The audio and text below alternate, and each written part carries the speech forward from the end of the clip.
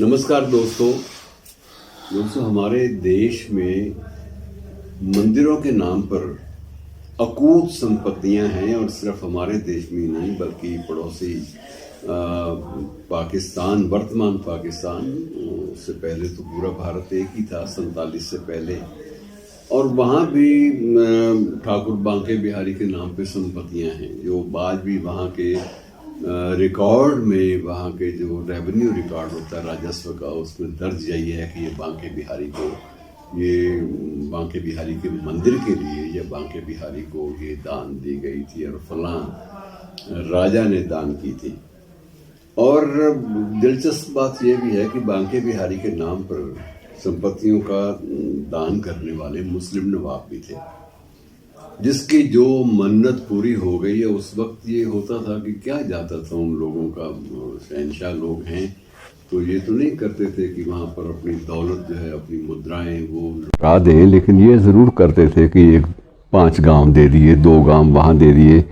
अब सिर्फ एक कलम चलनी है और दरबार का जो मुंशी है उसने एक एंट्री कर देनी कि आज से ये 2 एकड़ ज़मीन जो है, ये मकसद ये होता था कि जो धर्म स्थल थे, धार्मिक स्थल थे, उनके रख रखाव के लिए उस ज़मीन को जोता जाए।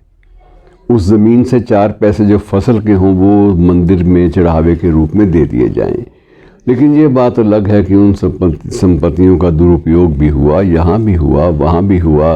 बहरहाल थोड़ा सा एक चित्र, थोड़ी सी जानकारियाँ आपसे बांट लेते हैं तो उससे ज़रा अच्छा लगेगा।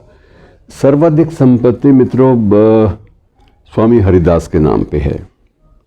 वैसे तो अगर मंदिरों की संपत्ति और मंदिरों की जो दान दक्षिणा है और उसका अगर हिसाब लगाया जाए कि सोना किस मंदिर के पास है, तो उस बारे में तो स्वामी पद्मनाभ का मंदिर जो है वो सबसे बड़ा है। और उसके बाद उसी श्रेणी में कुछ 2-3 मंदिर और भी आते हैं। तिरुपति का मंदिर है, वहाँ भी चढ़ावा बहुत होता है। और उसके बाद उड़ीसा में जो कुछ मंदिर ऐसे हैं जहाँ का चढ़ावा करोड़ों में जाता है। लेकिन ज़मीनें, संपत्तियाँ जो दी गई राजाओं के द्वारा, नवाबों के द्वारा मंदिरों के नाम पर डेटीज़ को, इष्ट देवों को, उनका ब्यौरा बड़ा दिलचस्प है, बहुत ज़्यादा है। और ये अब जैसे ये राम मंदिर का मुकदमा चला तो वहाँ राम मंदिर साक्षात के नाम से, श्री राम साक्षात के नाम से, रामलला साक्षात के नाम से मुकदमे चले। अर्थात ये माना गया कि ये रामलला जो हैं ये साक्षात हैं, ये ऐसा नहीं है कि ये काल्पनिक चित्र है, ये साक्षात हैं। और साक्षात के नाम पर संपत्ति हो सकती है तो संपत्तियों का जो बाकायदा जो ब्यौरा है वो ये बताता है कि इष्ट देवों के नाम पे संपत्तियाँ बाकायदा दी जाती रही हैं। और अब भी ऐसा नहीं है कि ये परंपरा ख़त्म हो गई है।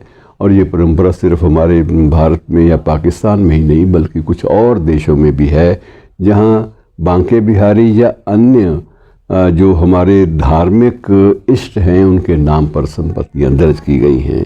चलिए कुछ एक संपत्तियों का ब्यौरा आपस में बांट लेते हैं। और सबसे ज़्यादा अब भी ये माना जाता है कि बांके बिहारी का मंदिर और बांके बिहारी को प्रकट करने की जो कथाएं हैं वो पहले कई बार आपसे बांटी भी हैं कि स्वामी हरिदास ने रागों के माध्यम से यमुना जी से ये बांके बिहारी को प्रकट कराया था।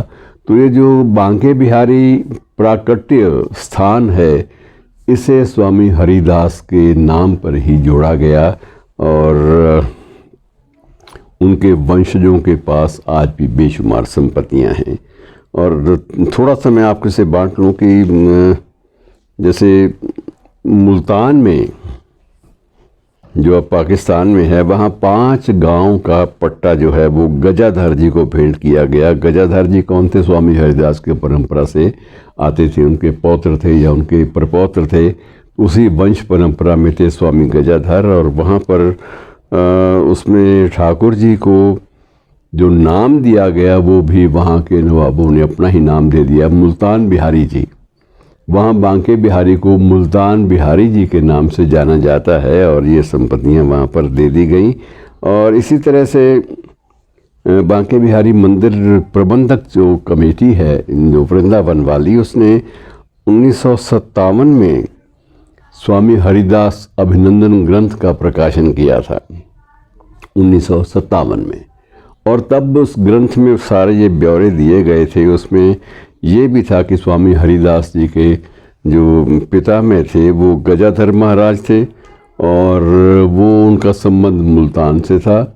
और कुछ लोग ये भी कहते हैं कि गजाधर जो है इनकी वंश परंपरा से थे और इनके बाद की पीढ़ियों के थे।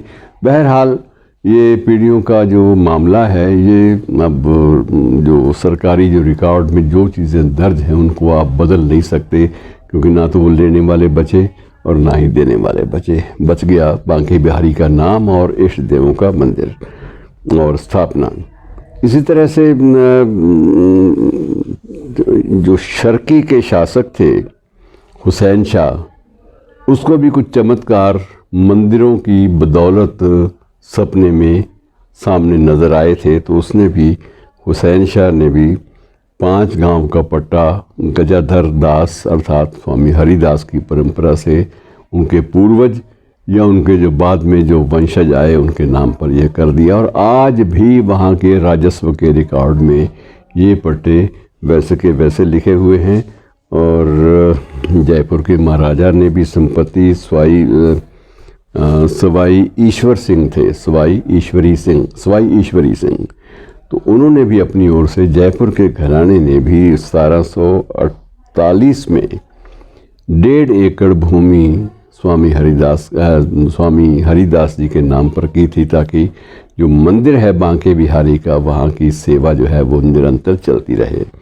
और ये संपत्तियाँ अब भी ऐसा नहीं है कि इनकी कोई मिल्कियत बदल गई हो, स्वामित्व बदल गया हो।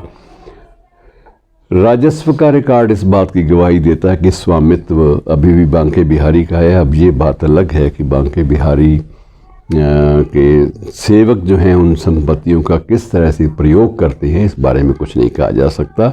शुक्रिया।